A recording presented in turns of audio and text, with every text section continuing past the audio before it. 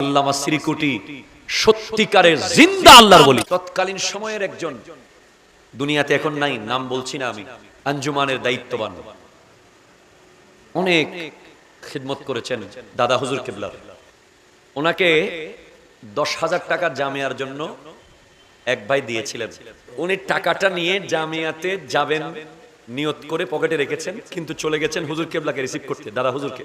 এই 10,000 টাকা ওনার কাছে যে আছে, একমাত্র ওনার বিবিকে উনি বলেছেন যে আমি মরে যাই, জামিয়া 10,000 টাকা দিয়ে দিবা। কিন্তু উনি যখন এয়ারপোর্টে গিয়ে দাদা হুজুর কিবলার সাথে মোলাকাত করতেছিলেন, দাদা হুজুর আসছেন পাকিস্তান থেকে বাংলাদেশের সফরে, দাদা হুজুর বলছেন পেহলে জামিয়া কা উস রুপিয়া দে দো।